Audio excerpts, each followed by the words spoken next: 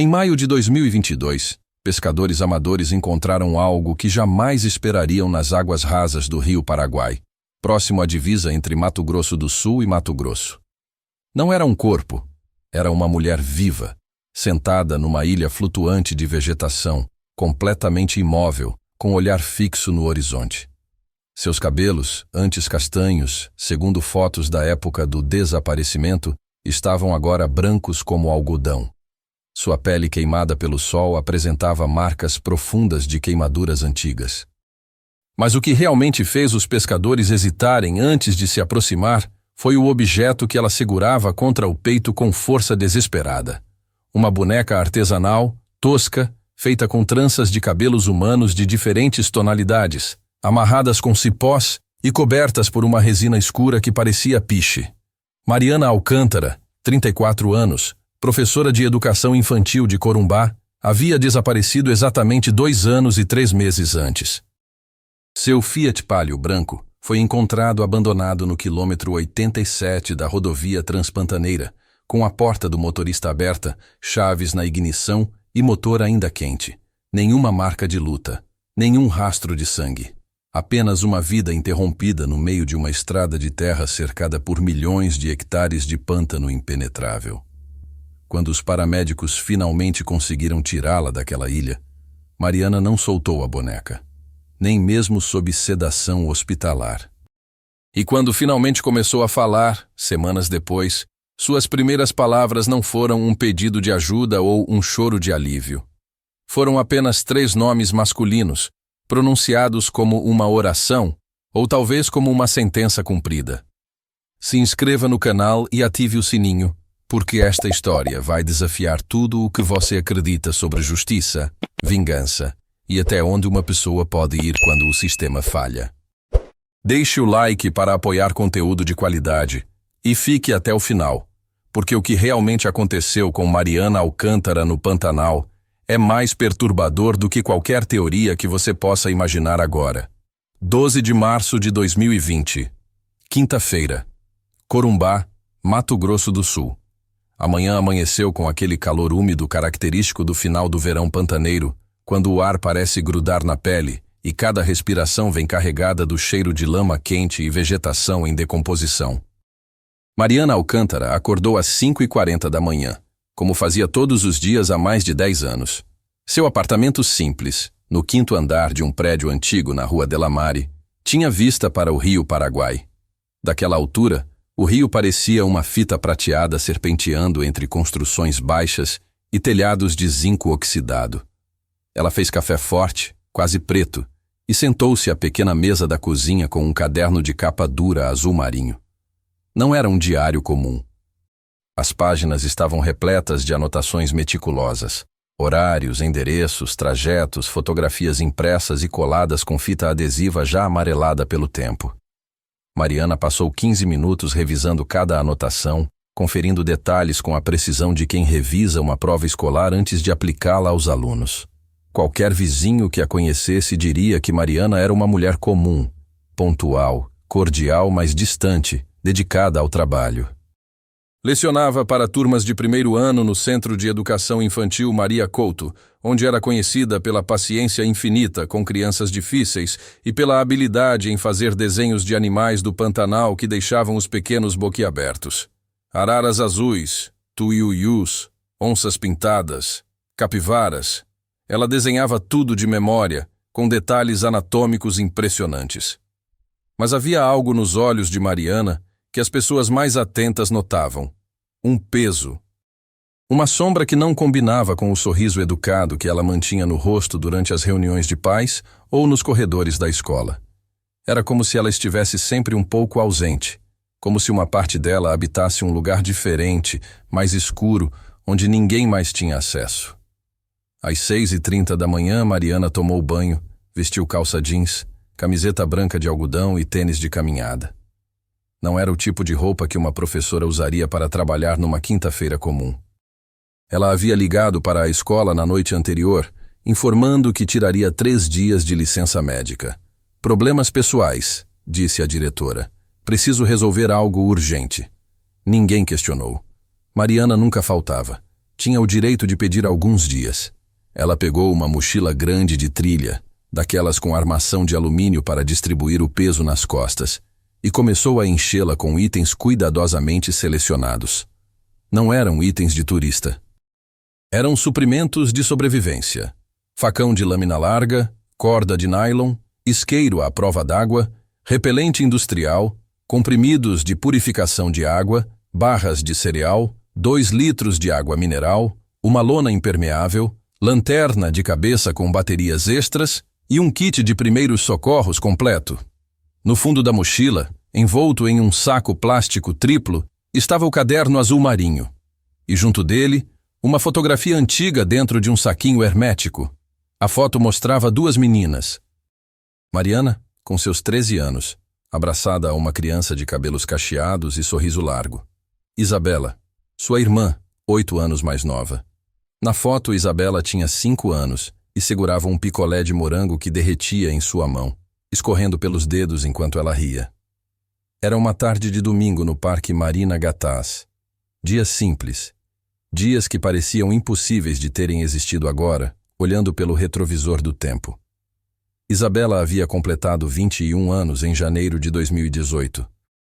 2 meses depois, ela estava morta.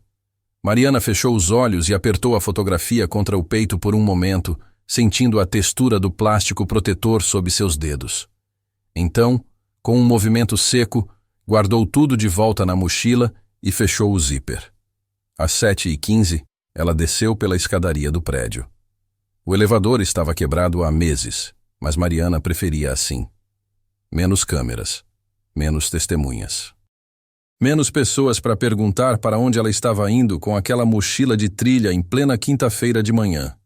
O Fiat Palio branco estava estacionado na rua, sob a sombra rala de uma mangueira. O carro tinha quase 15 anos, com lataria desbotada pelo sol e amassados de estacionamentos ruins acumulados ao longo do tempo. Mas o motor era confiável, e isso era tudo o que importava. Mariana colocou a mochila no banco de trás, cobriu-a com uma manta velha e entrou no veículo.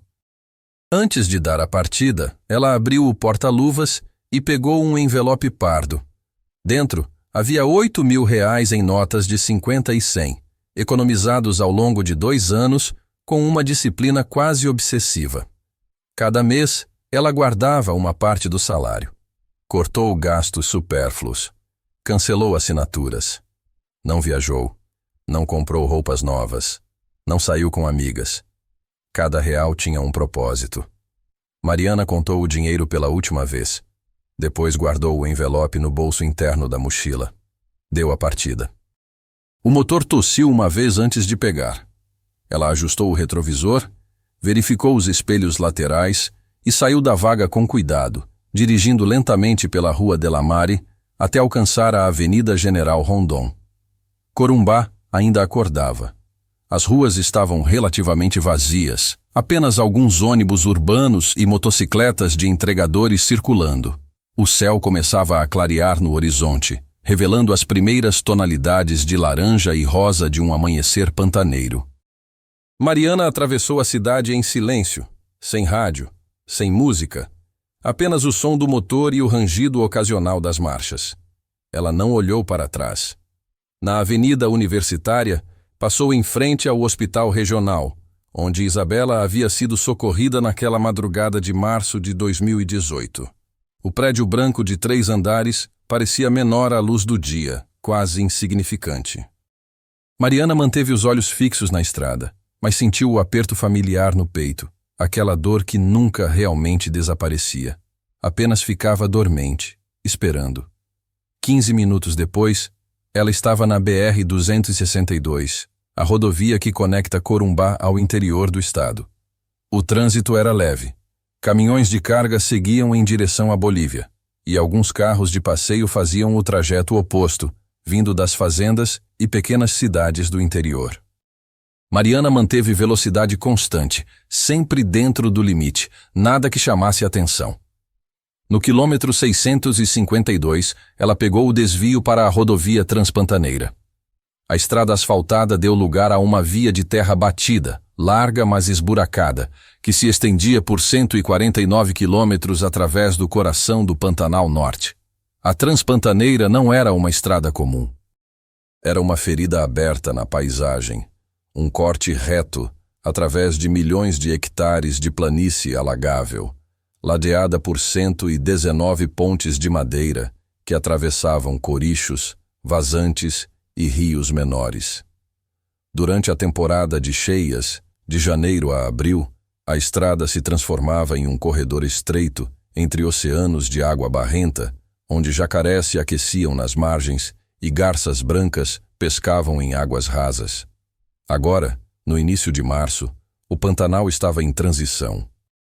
A água ainda cobria grande parte da planície, mas já começava a recuar, deixando para trás lagoas isoladas e bancos de lama, onde capivara deixavam trilhas de pegadas que pareciam mãos de crianças impressas no barro. Mariana dirigiu devagar, evitando os buracos maiores. A poeira levantada pelas rodas formava uma nuvem âmbar atrás do carro, tingindo o ar. O calor aumentava a cada minuto. Às 9 da manhã, o termômetro do painel marcava 34 graus, mas dentro do carro parecia muito mais. Ela passou por algumas fazendas de turismo ecológico, placas enferrujadas anunciando pousadas e passeios de barco. A maioria estava fechada. Temporada baixa. Os poucos veículos que ela encontrou eram picapes de fazendeiros locais e um ônibus de excursão cheio de observadores de pássaros estrangeiros, todos com binóculos pendurados no pescoço e câmeras fotográficas imensas apontadas para as árvores. No quilômetro 87, Mariana reduziu a velocidade e parou o carro em um acostamento largo, onde a vegetação era menos densa. Dali era possível ver uma lagoa maior, de águas escuras cobertas por vitórias régias gigantes. Um tuiuiu solitário caminhava pela margem, enfiando o bico comprido na lama em busca de peixes. Ela desligou o motor e ficou sentada em silêncio por alguns minutos, apenas observando a paisagem. O Pantanal não era silencioso, ao contrário do que turistas imaginavam. Era um lugar de ruídos constantes. O zumbido de insetos, o canto agudo de cigarras, o grito distante de uma arara, o borbulhar da água contra raízes submersas, o estalar de galhos secos quando algum animal maior se movia entre os arbustos. Mariana respirou fundo, enchendo os pulmões do ar quente e úmido. Depois abriu a porta, pegou a mochila no banco de trás e saiu do carro. Ela deixou as chaves na ignição, como alguém que pretende voltar em poucos minutos. Deixou a porta do motorista aberta. Deixou o porta-luvas entreaberto. Tudo exatamente como deveria ser encontrado. Então caminhou em direção à vegetação densa, afastando-se da estrada. Seu tênis afundava na lama macia a cada passo, produzindo um som de sucção. Ela não olhou para trás. Não hesitou. Cada passo era deliberado, medido, parte de um plano que havia sido ensaiado mentalmente centenas de vezes. 15 minutos depois, Mariana Alcântara havia desaparecido completamente na imensidão verde e marrom do Pantanal. O Fiat Palio branco permaneceu sozinho no acostamento, porta aberta, motor frio, esperando ser descoberto. Era exatamente assim que ela queria, porque Mariana Alcântara não estava fugindo de nada. Ela estava indo em direção a algo. Em direção a 3 nomes escritos em seu caderno azul marinho. 3 homens que haviam escapado da lei, mas não escapariam dela. O Pantanal era vasto. O Pantanal era implacável. O Pantanal guardava segredos que jamais emergiam à superfície. E Mariana estava prestes a adicionar mais 3. 13 de março de 2020, sexta-feira, 07h23 da manhã. Foi um guia turístico local chamado Edson Moraes quem encontrou o Fiat Palio branco. Ele dirigia sua van de turismo pela Transpantaneira, levando um casal de japoneses para observar onças pintadas no Parque Estadual Encontro das Águas, quando avistou o veículo abandonado no quilômetro 87. A porta do motorista estava aberta, balançando levemente com a brisa da manhã. As chaves pendiam da ignição. Edson diminuiu a velocidade e parou a van alguns metros atrás. Conhecia aquele trecho da estrada como a palma da própria mão. Nenhum turista deixaria um carro daquele jeito. Nenhum morador local seria tão descuidado. Algo estava errado. Ele desceu da van e se aproximou com cautela. O motor estava frio ao toque. O carro estava ali há horas, talvez a noite inteira. Não havia sinais de colisão, nenhuma marca de freada brusca, nenhum vidro quebrado. O interior estava impecável, exceto pelo porta-luvas entreaberto. No banco do passageiro, uma garrafa de água pela metade. Edson olhou ao redor. A vegetação circundante era densa. Uma mistura de arbustos espinhosos, capim alto e pequenas árvores retorcidas típicas do cerrado pantaneiro. Chamou algumas vezes. Sua voz se perdeu no espaço aberto, engolida pelo canto das cigarras e o grito distante de uma arara. Nenhuma resposta. Com um aperto crescente no estômago, ele pegou o celular e discou 190. A ligação caiu 2 vezes antes de completar. Sinal fraco. Mas na terceira tentativa conseguiu. Relatou a situação para a Polícia Militar de Poconé, a cidade mais próxima. Às 09 ou 15, 2 viaturas da PM chegaram ao local. Os policiais isolaram a área com fita zebrada amarela e preta, fotografaram o veículo de todos os ângulos e vasculharam o interior em busca de pistas. Encontraram documentos no porta-luvas, registro do carro, seguro obrigatório e uma carteira de identidade. Mariana Alcântara, 34 anos. Professora, residente em Corumbá. O sargento responsável, um homem de 50 e poucos anos chamado Tavares, franziu a testa ao ler o nome. Havia algo familiar ali, mas ele não conseguia identificar o quê. Passou os dados para a delegacia via rádio e solicitou equipe de perícia. Enquanto aguardavam, os policiais começaram uma busca preliminar nos arredores. Encontraram pegadas de tênis na lama, afastando-se da estrada em direção a uma área mais pantanosa. As pegadas eram claras nos primeiros 10 metros. Depois se tornavam confusas, misturadas a pegadas de capivaras e marcas de cascos de cervos. Em determinado ponto, a trilha simplesmente desaparecia em um banco de vegetação aquática. O sargento Tavares chamou reforços. Aquilo não era um simples carro quebrado. Era um desaparecimento. Em Corumbá, Célia Alcântara recebeu a ligação da Polícia Civil às 14h30. Ela estava na cozinha de sua casa, preparando almoço atrasado, quando o telefone tocou. A voz do investigador do outro lado era grave e profissional, mas Célia captou a hesitação nas pausas entre as frases. Senhora Alcântara? A senhora é mãe de Mariana Alcântara, professora, 34 anos? O coração de Célia despencou. Aquele tipo de pergunta nunca vinha seguido de boas notícias. Suas mãos começaram a tremer antes mesmo de ouvir o resto. Sim, sou eu. O que aconteceu? Encontramos o veículo de sua filha abandonado na Transpantaneira. Precisamos que a senhora venha à delegacia para prestar algumas informações.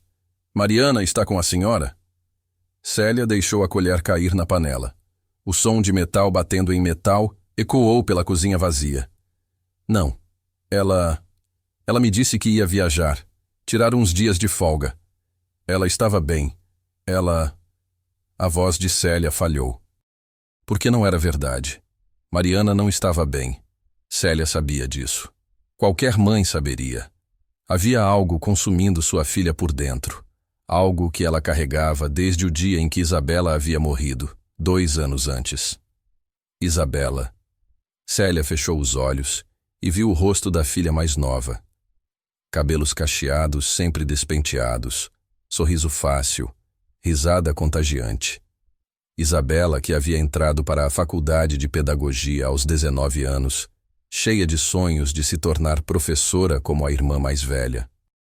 Isabela, que nunca havia machucado ninguém em toda a sua vida curta. Isabela, que foi encontrada desacordada em um terreno baldio na madrugada de 17 de março de 2018, com lesões que os médicos classificaram como trauma físico severo e indícios de violência sexual. Isabela, que passou 3 dias em coma antes de morrer de hemorragia interna e falência múltipla de órgãos. A polícia havia prendido 3 homens 2 semanas depois. Havia provas. Havia testemunhas que os viram com Isabela no bar onde ela estava naquela noite. Havia DNA. Havia tudo o que era necessário para uma condenação. Mas em novembro de 2018, após 7 meses de julgamento, o júri popular os absolveu. Falta de provas conclusivas, disse o juiz. Dúvida razoável sobre a cadeia de custódia das evidências. Falhas processuais. Contradições nos depoimentos. Os advogados de defesa haviam sido brilhantes, caros.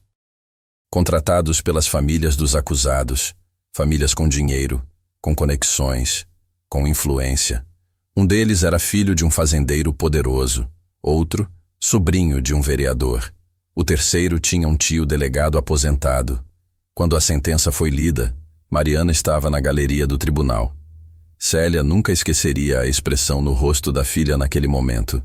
Não era choque, não era tristeza, era algo muito mais frio, algo que parecia absolvição transformada em sentença de outro tipo. Mariana não disse uma palavra, apenas se levantou e saiu do tribunal.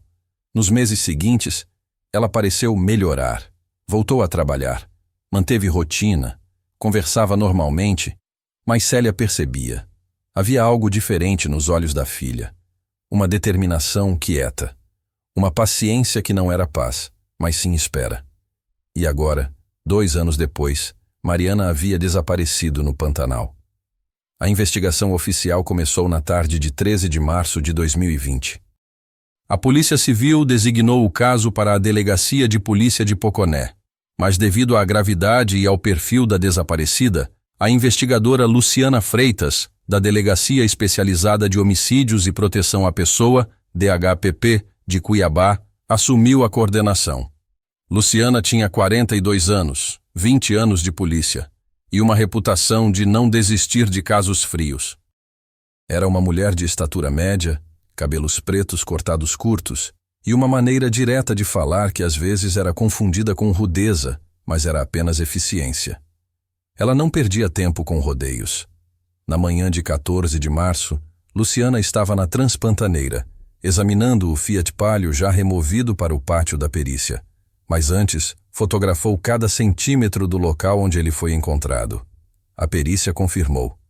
Nenhum sinal de violência, nenhuma evidência de sequestro. As impressões digitais no volante e nas portas eram todas de Mariana. A última ligação registrada no celular dela havia sido na noite anterior ao desaparecimento para a escola, confirmando a licença médica. Mas havia algo que incomodava Luciana. O carro estava posicionado de forma muito deliberada. Não parecia um abandono apressado. Parecia teatral. Como se alguém tivesse planejado exatamente como aquela cena deveria ser encontrada. Ela pediu para revistar o apartamento de Mariana em Corumbá. A equipe de perícia vasculhou cada cômodo. Encontraram roupas dobradas no armário, alimentos na geladeira, contas pagas em dia. Tudo normal. Normal demais. Mas no fundo de uma gaveta trancada da escrivaninha, que precisou ser arrombada, encontraram algo perturbador. Recortes de jornal. Dezenas deles. Todos sobre o caso de Isabela Alcântara, o julgamento, a absolvição. E mais. Notícias sobre os 3 homens absolvidos. Onde trabalhavam, onde moravam, suas rotinas. Luciana espalhou os recortes sobre a mesa da delegacia e os estudou em silêncio. Havia anotações manuscritas nas margens, endereços, horários, nomes de bares que eles frequentavam. Um dos investigadores ao seu lado murmurou. Ela estava perseguindo eles. Luciana não respondeu, mas pensou. Ou pior, ela estava caçando. A busca oficial por Mariana mobilizou equipes do Corpo de Bombeiros, voluntários de fazendas locais, e até um helicóptero do CIOPAER, Centro Integrado de Operações Aéreas. Durante 5 dias, vasculharam um raio de 20 quilômetros a partir do quilômetro 87 da Transpantaneira. Encontraram pegadas que se perdiam em bancos de lama. Encontraram um pedaço de tecido azul preso em um galho espinhoso, que a perícia depois confirmou ser da mochila de Mariana. Encontraram uma garrafa plástica vazia flutuando em um coricho, mas não encontraram Mariana. O Pantanal não devolvia facilmente o que engolia. A vastidão era obscena. Milhões de hectares de água, lama, vegetação densa, ilhas flutuantes que se formavam e desfaziam com as chuvas. Um corpo poderia estar a 20 metros de distância e jamais ser encontrado. Mas Luciana não acreditava que estivessem procurando por um corpo. Não no sentido tradicional. Quanto mais investigava a vida recente de Mariana, mais peças se encaixavam em um padrão perturbador. Nos últimos 6 meses, Mariana havia sacado quantias em dinheiro regularmente. Pequenas quantias que não chamassem atenção, mas que somadas chegavam a quase 10 mil reais. Havia comprado suprimentos em lojas diferentes: facão, corda, lona, alimentos não perecíveis. Sempre pagando em espécie. Sempre em cidades diferentes.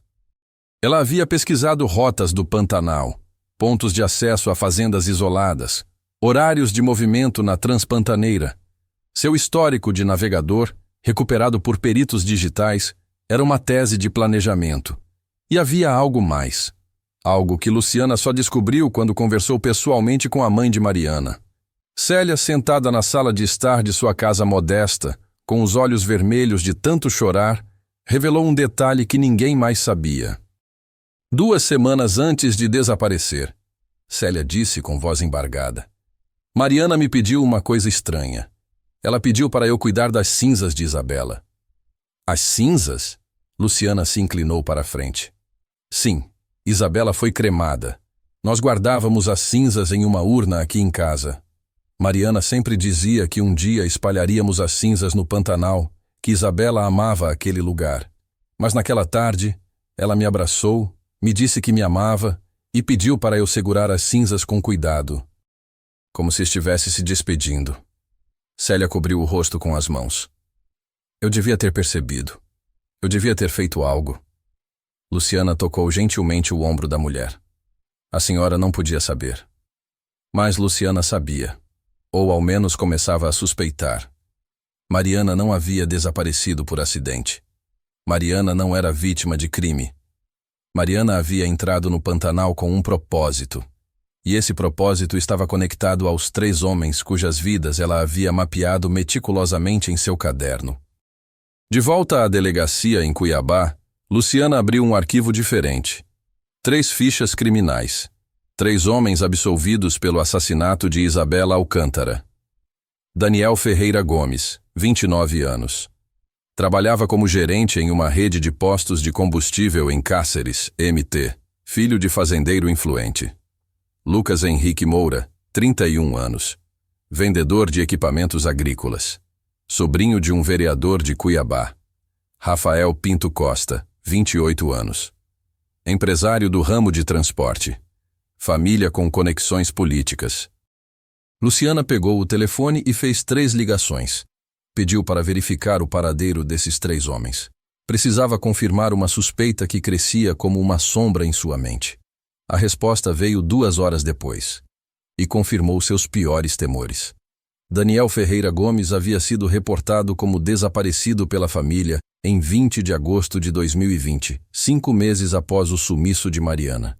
Seu carro foi encontrado abandonado perto de uma fazenda isolada em Cáceres, próxima à região do Pantanal. Nenhum corpo foi encontrado. Caso arquivado como desaparecimento por causas indeterminadas. Lucas Henrique Moura morreu em 3 de fevereiro de 2021, quase 1 ano depois de Mariana desaparecer. Queda acidental de um barranco durante pescaria noturna próxima ao rio Cuiabá. Corpo encontrado 3 dias depois, já em estado de decomposição avançada. Laudo de morte acidental por afogamento. Luciana sentiu o ar sumir de seus pulmões enquanto procurava informações sobre o 3º homem. Rafael Pinto Costa. A última atualização sobre ele datava de março de 2022, 2 meses atrás. Havia uma ocorrência policial. Rafael havia ligado para a polícia dizendo que estava sendo seguido, que uma mulher estava observando sua casa, que recebia mensagens anônimas, mas não havia provas concretas. O caso foi registrado como perturbação sem fundamento. E então, em 10 de maio de 2022, Rafael Pinto Costa saiu para uma viagem de negócios no interior do Mato Grosso e nunca mais foi visto. Sua caminhonete foi encontrada abandonada em uma estrada vicinal, próxima ao Pantanal. Luciana trancou a porta de sua sala, sentou-se à mesa e encarou os 3 arquivos diante dela. 3 homens absolvidos. 3 homens conectados ao Pantanal. 3 homens desaparecidos ou mortos em circunstâncias estranhas. E uma mulher que havia entrado no Pantanal 2 anos atrás carregando uma mochila de sobrevivência, R$10 mil em dinheiro e um caderno cheio de nomes e endereços. Luciana não tinha provas. Ainda não. Mas tinha certeza. Mariana Alcântara não estava perdida no Pantanal. Ela estava cumprindo uma sentença que o tribunal havia recusado pronunciar. E em algum lugar naquela vastidão de água e lama, ela estava viva, esperando, preparando. Restava apenas uma pergunta que Luciana não conseguia responder. Depois que Mariana terminasse o que havia começado, ela voltaria? Ou o Pantanal a engoliria também, transformando-a em mais um segredo que jamais emergiria à superfície? Sobreviver no Pantanal não era impossível, apenas extremamente difícil. Mariana Alcântara passou os primeiros 3 meses vivendo como um fantasma entre as fazendas isoladas da região. Havia dezenas delas espalhadas pelos 150 mil quilômetros quadrados de planície alagável, propriedades imensas dedicadas à pecuária extensiva, separadas umas das outras por distâncias que podiam levar horas de viagem. Muitas tinham estruturas abandonadas, galpões de ferramentas esquecidos, currais desativados, casas de trabalhadores rurais que haviam sido realocados quando a fazenda modernizou operações. Era nesses lugares que Mariana se escondia. Ela se movia sempre à noite, quando o Pantanal se transformava em um universo de sons noturnos, o coachar gutural de sapos cururu, o uivo distante de lobos guarás, o chilrear agudo de morcegos caçando insetos. Usava a lanterna de cabeça apenas quando absolutamente necessário, preferindo se orientar pela lua e pelas constelações que se espalhavam no céu sem poluição luminosa, como areia jogada sobre veludo negro. Durante o dia ela dormia escondida, coberta pela lona impermeável de cor verde musgo que se confundia com a vegetação. Aprendera rapidamente a reconhecer os sons de perigo, o ronco grave de onças pintadas se comunicando na mata, o arrastar pesado de jacarés saindo da água, o farfalhar específico de cascavéis pantaneiras escondidas entre capim seco. Sua alimentação era precária, mas suficiente. Frutas silvestres, mangabas, araticum, bocaiúva. Pescava lambaris e piaus em corichos rasos, usando uma linha artesanal feita de fibra de embira. Comia ovos de jacaré quando encontrava ninhos desprotegidos, sempre com cuidado para não deixar rastros que pudessem indicar presença humana. Bebia água de nascentes límpidas ou usava os comprimidos de purificação que havia trazido na mochila. Nos primeiros meses, ainda havia o dinheiro. Ela o usava com extrema cautela. Uma vez a cada 3 semanas, caminhava até pequenas cidadezinhas pantaneiras, povoados com menos de 200 habitantes onde um rosto desconhecido não chamava tanta atenção. Comprava itens básicos, sal, fósforos, pilhas, antibióticos de venda livre, sempre em estabelecimentos diferentes, sempre pagando em dinheiro trocado, sempre usando um boné velho e óculos escuros. Mas Mariana não estava ali apenas para sobreviver. Ela estava ali para esperar, para observar, para planejar. Daniel Ferreira Gomes foi o primeiro. Em agosto de 2020, 5 meses após Mariana ter desaparecido, ele ainda vivia sua vida como se nada tivesse acontecido. Trabalhava como gerente no posto de combustível da família em Cáceres, a 215 quilômetros de Cuiabá. Todas as sextas-feiras após o expediente, ele dirigia até uma fazenda de propriedade do pai, na região próxima ao Pantanal, onde passava os finais de semana pescando e bebendo com amigos. A rotina dele era previsível. Mariana havia passado semanas observando, anotando horários, estudando o trajeto. Ela conhecia cada curva da estrada vicinal que Daniel percorria.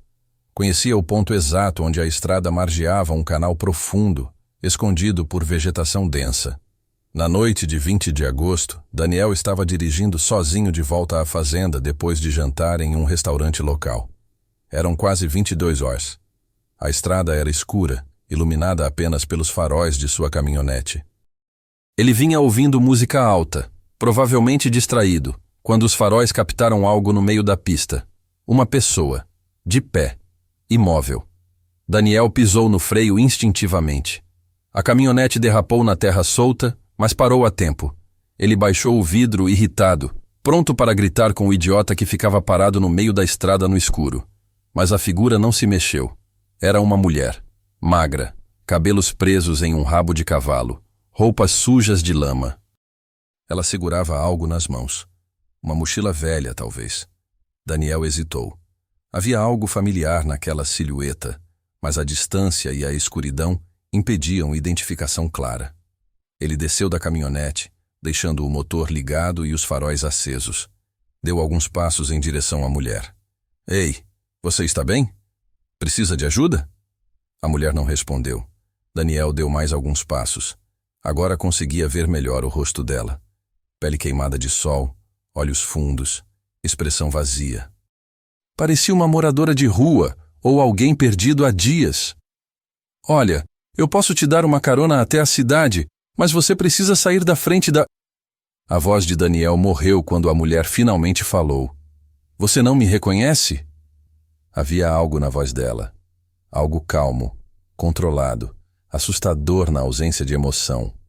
Daniel franziu a testa, olhou mais atentamente e então seu sangue congelou. — Mariana. Ela deu um passo à frente, entrando completamente na luz dos faróis. — Isabela tinha 21 anos quando você e seus amigos abusaram e a mataram. Daniel recuou instintivamente. Seu rosto empalideceu. Nós fomos absolvidos. O tribunal decidiu que... O tribunal errou. O que aconteceu nos minutos seguintes nunca foi completamente documentado. Não havia testemunhas. Não havia câmeras. Apenas o Pantanal, indiferente e silencioso. O que a investigação posterior encontrou foi isto. A caminhonete de Daniel Ferreira Gomes foi localizada 3 dias depois, meio submersa em um canal profundo a poucos quilômetros da fazenda de seu pai. As portas estavam abertas. Havia sinais de que o veículo havia sido empurrado barranco abaixo. O corpo de Daniel nunca foi encontrado. O laudo oficial concluiu: desaparecimento por causas indeterminadas. Possível acidente por dirigir sob influência de álcool em estrada sem iluminação. Mas para Mariana não havia nada indeterminado. Havia uma lista. Havia 3 nomes, e agora apenas 2 permaneciam. Lucas Henrique Moura foi o segundo. Ele levou mais tempo. 6 meses de observação meticulosa. Lucas não tinha uma rotina fixa como Daniel. Viajava constantemente para cidades diferentes vendendo equipamentos agrícolas. Mas havia um padrão. Toda a primeira sexta-feira do mês, ele ia pescar no rio Cuiabá com amigos. Sempre no mesmo trecho do rio, próximo a uma pousada que seu tio possuía. Mariana esperou, mês após mês, observando, aprendendo os hábitos dele, os lugares que frequentava, as pessoas com quem falava. Em fevereiro de 2021, Lucas decidiu ir pescar sozinho em uma noite de lua cheia. Disse aos amigos que queria ficar com a cabeça vazia. Pegou seu barco pequeno de alumínio e remou até um ponto isolado do rio, onde a correnteza era mais forte. Foi a última vez que alguém o viu vivo. 3 dias depois, pescadores encontraram o corpo de Lucas preso em raízes de árvores submersas, a quase 2 quilômetros rio abaixo. O corpo já estava em decomposição avançada, devido ao calor e à ação de animais aquáticos. A perícia identificou o traumatismo craniano compatível com queda de altura. Provavelmente ele havia escorregado nas pedras do barranco. O laudo foi: morte acidental por afogamento, precedido de traumatismo craniano. O que os peritos não sabiam, porque não procuraram, porque não havia razão para suspeitar, era que naquela noite de lua cheia, Lucas não estava sozinho no rio. Mariana havia aprendido a nadar silenciosamente, movendo-se entre ilhas de vegetação flutuante como os jacarés faziam. Havia aprendido a usar a correnteza a seu favor. Havia aprendido que, em águas profundas e escuras, é fácil confundir um galho submerso com um braço humano puxando você para baixo. Fácil confundir o peso súbito de algo prendendo seu tornozelo com raízes emaranhadas. Fácil confundir a pressão nas costas, empurrando sua cabeça sob a água, com a força indiferente da natureza. Para Mariana, foi a segunda sentença cumprida, e algo dentro dela morreu junto com Lucas naquela água escura. Porque matar não era abstrato, não era justiça limpa e fria, era peso.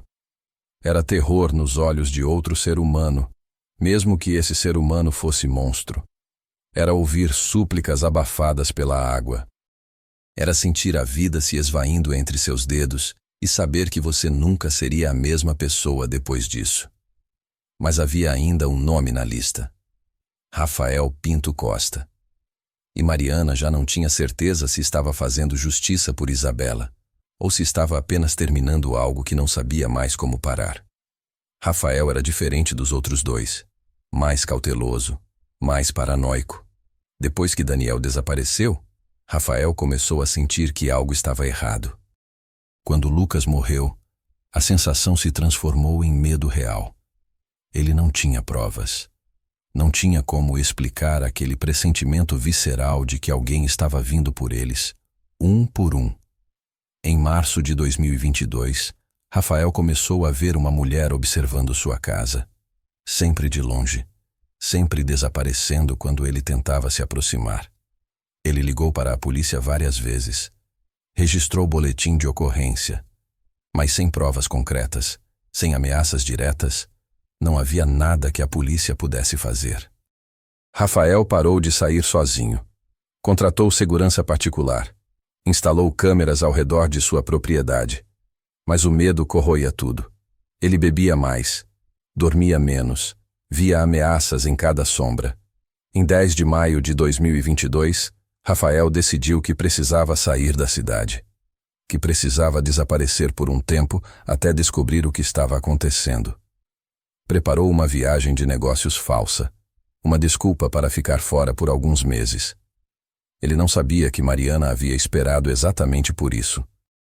Por um momento de fraqueza, por uma decisão desesperada.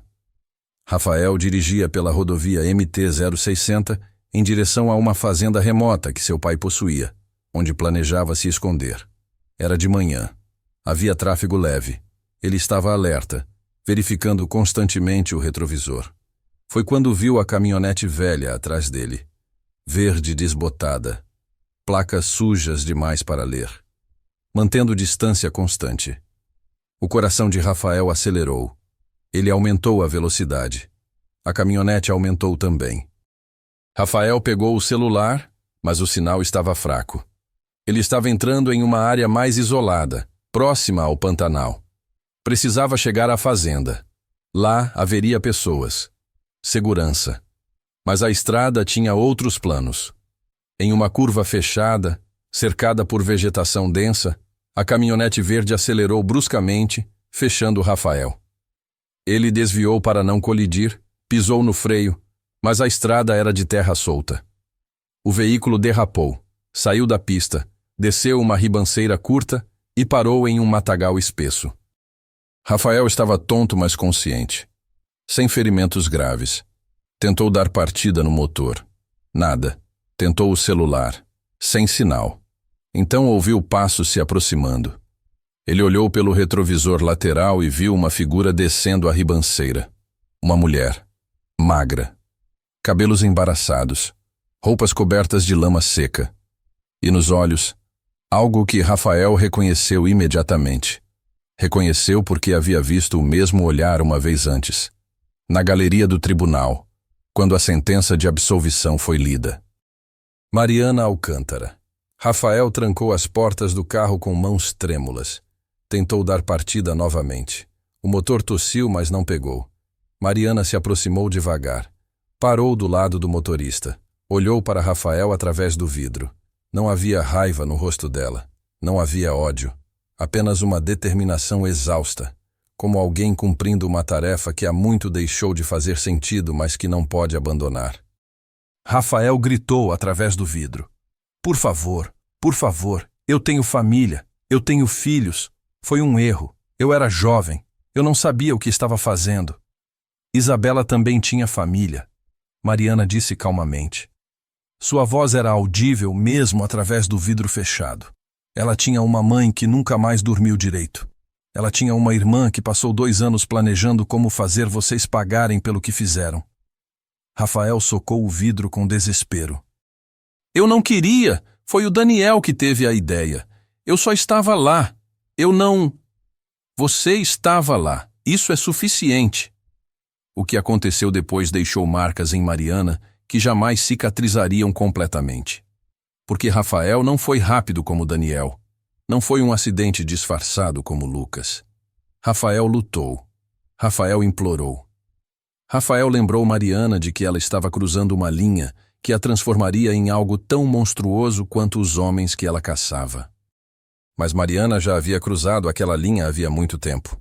Quando tudo terminou, ela deixou a caminhonete de Rafael abandonada na estrada vicinal, exatamente como seu próprio carro havia sido deixado 2 anos antes. Uma simetria que não era coincidência. Então ela caminhou de volta para o Pantanal, carregando algo que não havia carregado antes. Um peso novo. Um peso diferente. E pela primeira vez em 2 anos, Mariana começou a fazer a boneca. A boneca não surgiu de uma vez. Foi construída ao longo de semanas, em um processo que Mariana não conseguia explicar nem para si mesma. Ela havia coletado os cabelos, não por sadismo, não por troféu, mas por algo mais profundo e perturbado, como prova, como testemunho material de que aquilo realmente havia acontecido, de que ela realmente havia feito o que parecia impossível 2 anos atrás, quando era apenas uma professora de educação infantil que desenhava capivaras para crianças de 6 anos. Com os cabelos de Daniel, de Lucas, de Rafael, ela trançou uma figura tosca, quase infantil. Usou cipós secos para amarrar as mechas. Cobriu tudo com resina de árvore jatobá, que secava dura e escura como piche. O resultado era perturbador. Uma boneca sem rosto definido, sem olhos, sem boca. Apenas uma forma humanoide feita de morte trançada. Mariana a segurava quando dormia. Conversava com ela em momentos de solidão extrema. Não porque achasse que a boneca respondia, mas porque havia algo reconfortante em ter um objeto físico que continha toda a escuridão que ela havia se tornado. Como se, mantendo aquela escuridão separada em uma forma externa, ela pudesse preservar algum fragmento do que costumava ser. Mas Mariana sabia a verdade. Não havia volta. O que ela tinha feito não podia ser desfeito. As vidas que ela havia tirado não podiam ser devolvidas. A justiça que ela havia executado não era justiça de verdade, era vingança disfarçada, e vingança nunca curava nada. Isabela ainda estava morta, e agora Mariana também estava morta, de um jeito diferente. Ela vagou pelo Pantanal durante mais 6 meses, depois de Rafael. Sem destino, sem propósito, apenas andando, como se esperasse que o pântano a engolisse de vez. Como se quisesse desaparecer não apenas do mundo, mas da própria memória. Foi assim que os pescadores a encontraram em maio de 2022, sentada em uma ilha flutuante de vegetação, no meio do rio Paraguai, completamente imóvel. Cabelos brancos de tanto sol e estresse, pele queimada, olhos vazios, e nos braços, apertada contra o peito como uma criança segura um brinquedo, a boneca de cabelos trançados.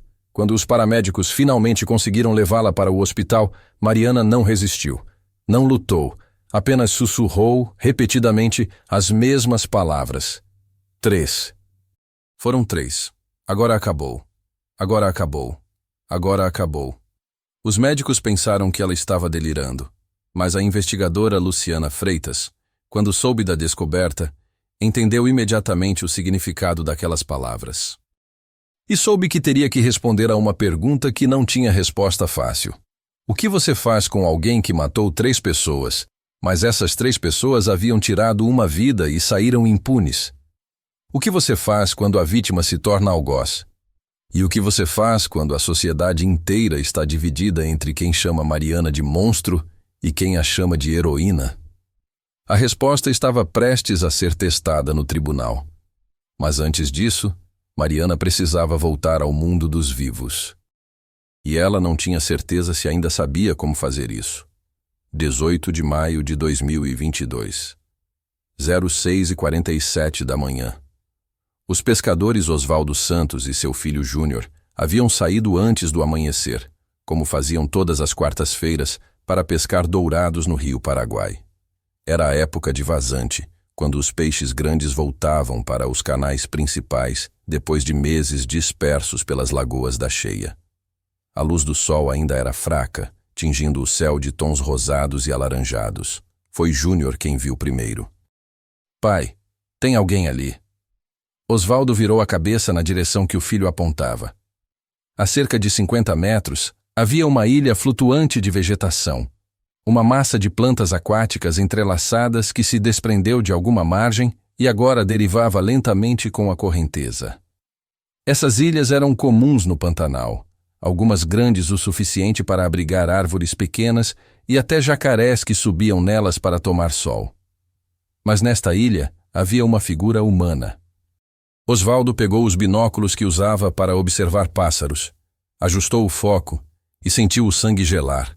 Era uma mulher, sentada com as pernas cruzadas, completamente imóvel, como uma estátua esquecida no meio do rio. Seus cabelos eram brancos, não de velhice, mas de descoloração extrema pelo sol. A pele estava queimada, coberta de feridas abertas e cicatrizes antigas. Ela usava trapos que um dia foram roupas. E nos braços, apertada contra o peito, segurava algo que parecia uma boneca tosca. Meu Deus do céu, Osvaldo murmurou. Liga para a polícia. Agora. Júnior pegou o celular, mas não havia sinal. Eles estavam longe demais da torre mais próxima. Vamos chegar mais perto, Osvaldo disse, ligando o motor do barco. Conforme se aproximavam, mais detalhes se tornavam visíveis. A mulher não estava inconsciente. Seus olhos estavam abertos, fixos no horizonte, mas vazios. Como se ela estivesse olhando através do mundo visível para algo além. Sua respiração era superficial, mas regular. Ela estava viva, mas parecia ausente de si mesma. Moça? Osvaldo chamou suavemente, parando o barco a poucos metros. Você está bem? Precisa de ajuda? Nenhuma resposta, nenhum movimento. Osvaldo ancorou o barco o mais próximo que conseguiu da ilha flutuante. Então pulou com cuidado sobre a massa instável de plantas. Seus pés afundaram alguns centímetros, mas a vegetação entrelaçada segurou seu peso. Ele se aproximou devagar, com as mãos levantadas em gesto pacífico. Não vou te machucar. Só queremos ajudar. Quando Osvaldo ficou perto o suficiente para ver o rosto dela claramente, reconheceu as marcas da desnutrição severa. Bochechas fundas, olhos profundos nas órbitas, lábios rachados pelo sol. Mas havia algo mais perturbador que a condição física. Havia uma quietude absoluta nela.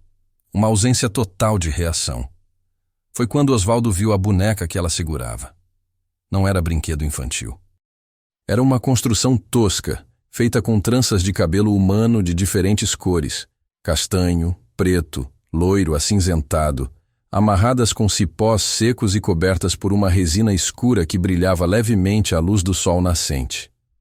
A boneca não tinha rosto, apenas uma forma humanoide perturbadora. Osvaldo estendeu a mão gentilmente. Vem comigo, filha. Vamos te levar para um lugar seguro. A mulher finalmente se moveu. Lentamente, como se cada músculo tivesse esquecido sua função, ela virou a cabeça e olhou para Osvaldo. E então, pela primeira vez, falou. Sua voz era rouca, quebrada por meses sem uso adequado.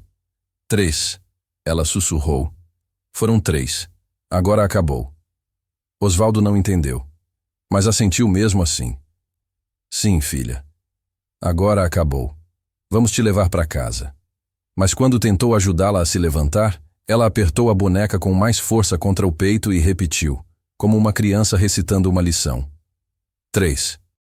Daniel, Lucas, Rafael, agora acabou. Agora acabou. Agora acabou. Mariana foi levada de helicóptero para o Hospital Regional de Cuiabá, onde uma equipe de emergência já estava esperando. Seu estado era crítico. Desnutrição severa, desidratação, infecções cutâneas generalizadas, possíveis danos hepáticos e renais devido à ingestão prolongada de água contaminada e plantas potencialmente tóxicas. Mas o que mais preocupava os médicos era seu estado mental.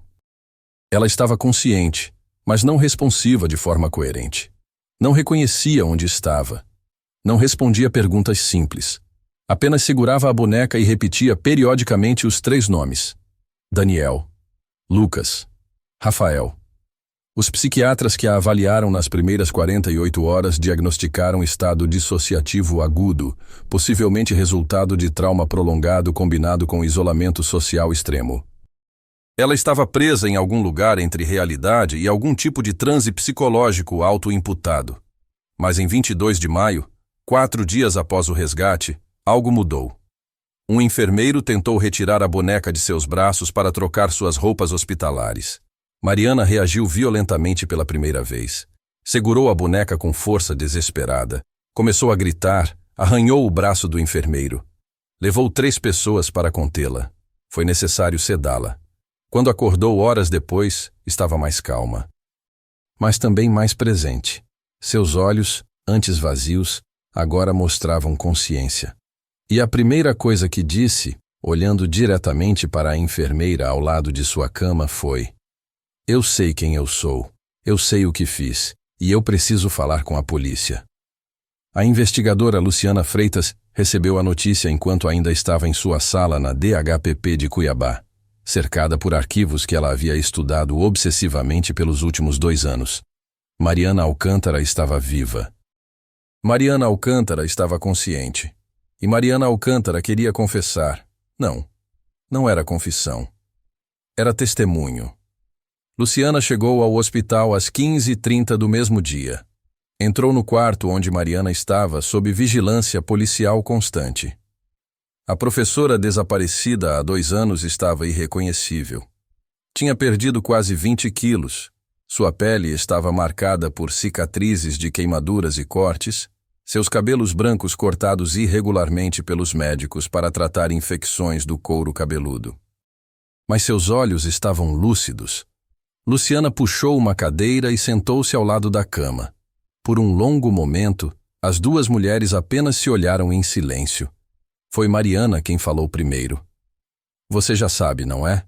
Sobre Daniel, Lucas e Rafael." Luciana assentiu lentamente. "Eu suspeitava, mas suspeita não é prova." Mariana deu um sorriso amargo. "Eu vou te dar todas as provas que você precisa. Locais, datas, métodos, tudo.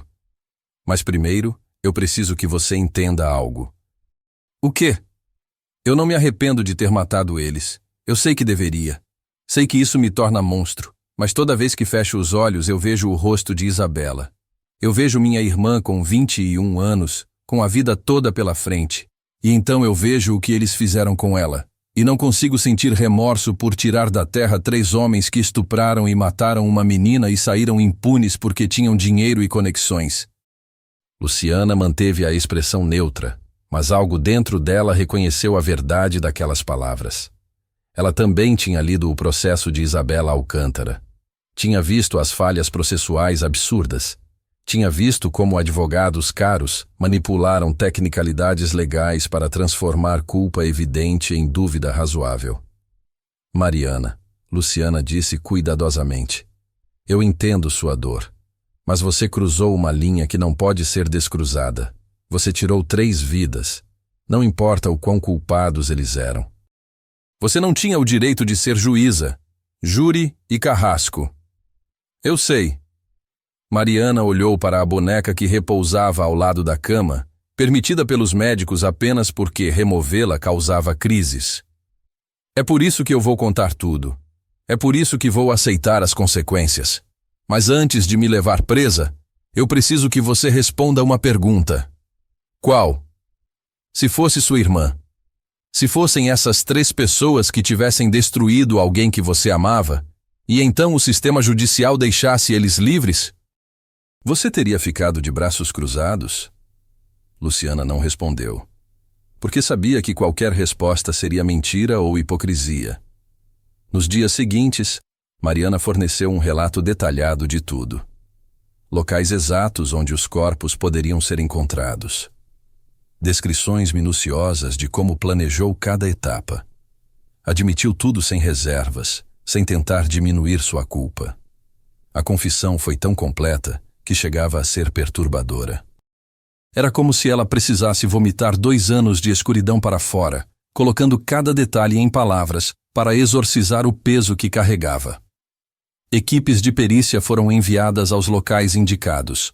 Encontraram o corpo de Daniel Ferreira Gomes em uma área pantanosa a 3 quilômetros do ponto onde sua caminhonete foi encontrada, parcialmente mumificado pela lama ácida. Encontraram evidências materiais que corroboravam a versão de Mariana sobre a morte de Lucas. E encontraram os restos de Rafael Pinto Costa em uma cova rasa coberta por vegetação densa, exatamente onde ela disse que havia deixado. A notícia explodiu na mídia nacional. Professora desaparecida por 2 anos é na verdade serial killer que matou estupradores da irmã. Justiceira ou assassina? Caso divide opinião pública. Mariana Alcântara, a mulher que o sistema judicial transformou em carrasco. O caso se tornou um divisor de águas na sociedade brasileira. De um lado, havia aqueles que viam Mariana como assassina fria que merecia prisão perpétua. Ela cometeu homicídio premeditado triplo, argumentavam promotores e juristas. Não importa o contexto, Estado de Direito não pode aceitar vingança privada.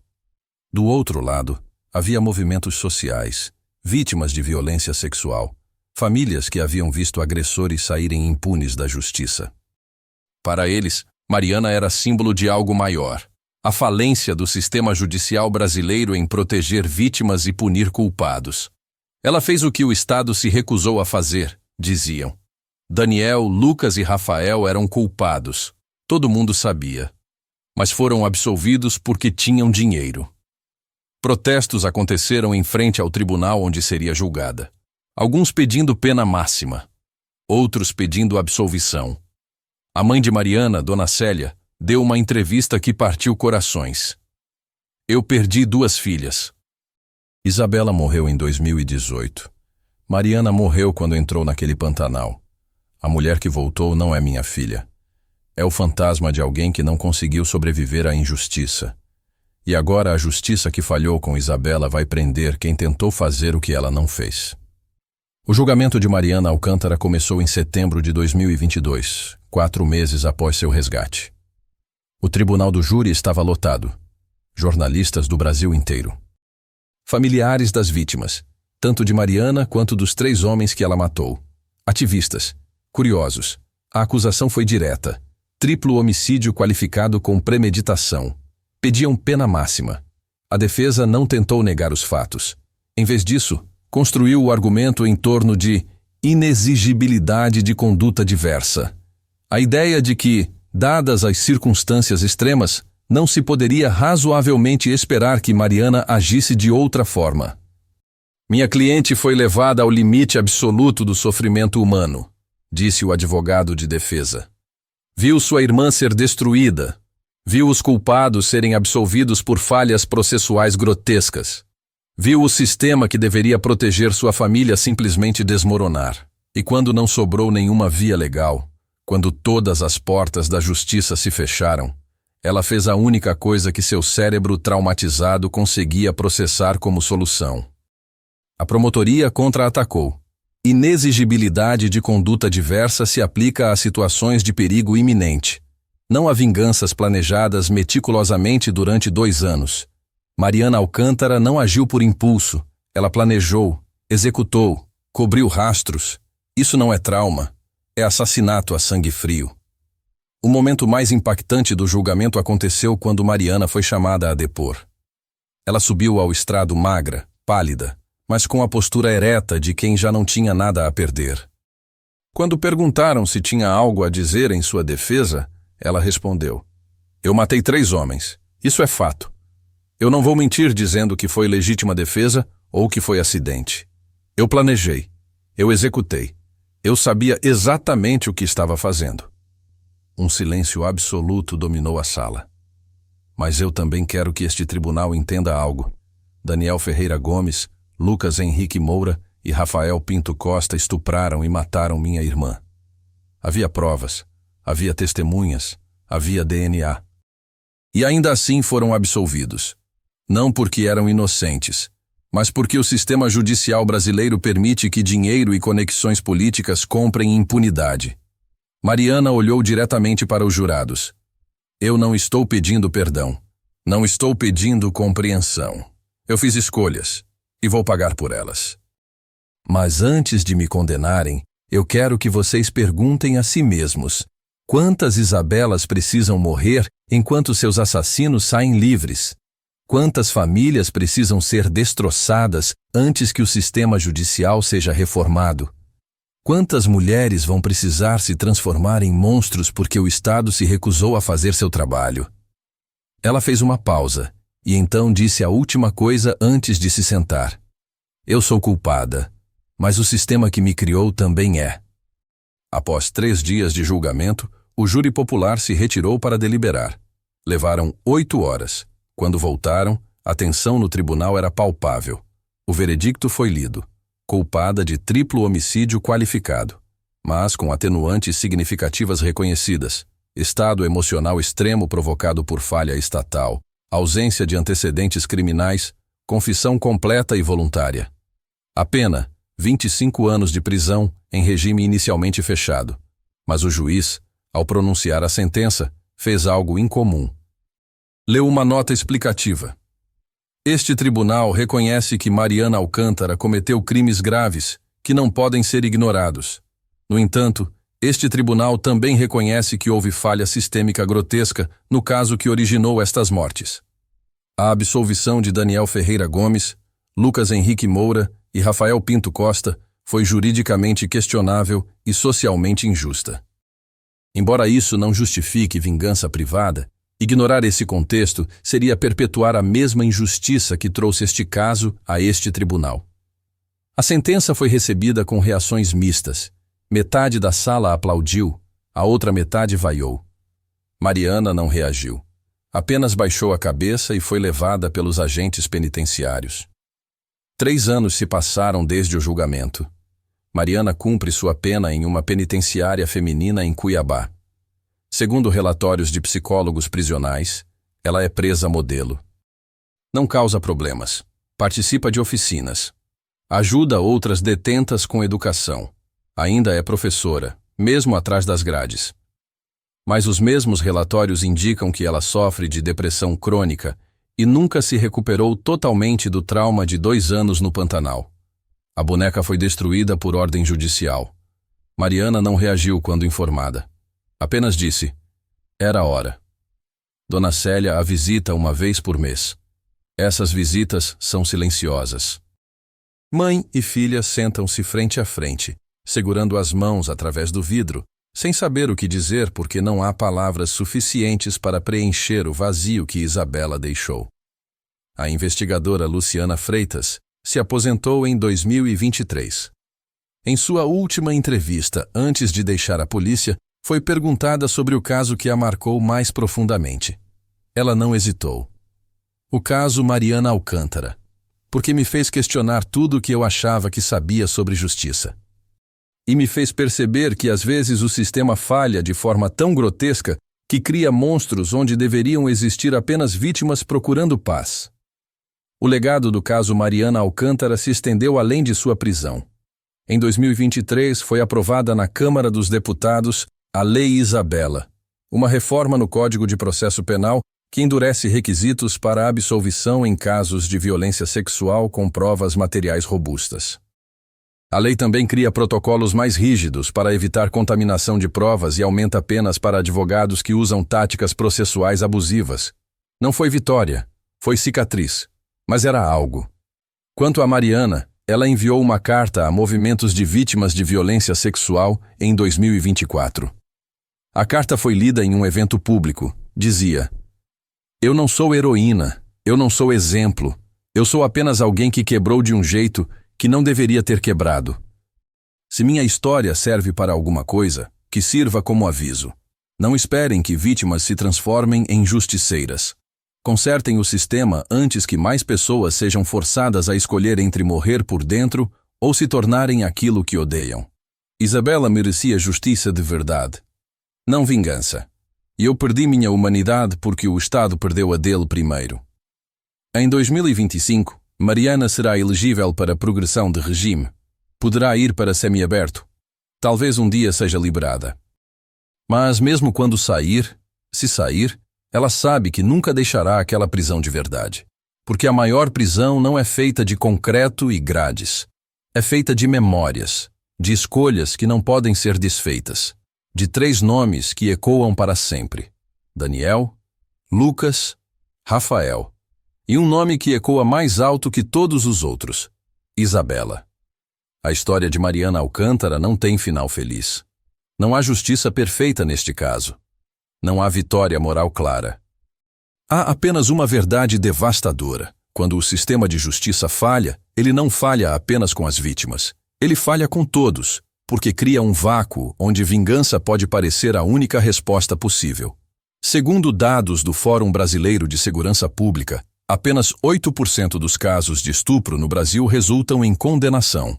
A taxa de impunidade é de 92%. Isso significa que a cada 100 casos, apenas 8 culpados são punidos.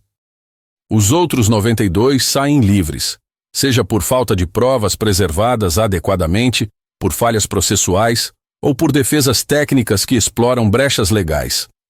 Este não é um vídeo defendendo vingança. Este é um vídeo exigindo que o sistema judicial brasileiro seja reformado para que nenhuma outra Mariana precise escolher entre aceitar injustiça ou se transformar em carrasco. Se você ou alguém que você conhece é vítima de violência, deixamos os números e instituições para denúncias na descrição deste vídeo. A mudança não vem de pessoas tomando justiça nas próprias mãos. Vem de cobrarmos, juntos, que o sistema funcione. Que investigações sejam feitas com seriedade, que provas sejam preservadas, que as vítimas sejam acreditadas, que dinheiro e conexões políticas não comprem impunidade. Deixe nos comentários: este caso mudou sua visão sobre justiça? Existe alguma circunstância onde vingança é justificável ou o Estado de Direito deve prevalecer sempre? Como podemos reformar o sistema judicial para que ele realmente proteja as vítimas? Se inscreva no canal para mais histórias que fazem você repensar verdades absolutas. E lembre-se, arquivos não são apenas sobre o passado, são sobre o que escolhemos fazer com as lições que ele nos deixa. Nos vemos no próximo arquivo. Importante. Esta é uma história ficcional criada para fins educacionais e de conscientização social. Os nomes, personagens e eventos específicos são fictícios. Qualquer semelhança com casos reais é coincidência. O objetivo deste conteúdo é promover reflexão sobre falhas no sistema judicial e a importância de reformas que protejam genuinamente as vítimas de violência.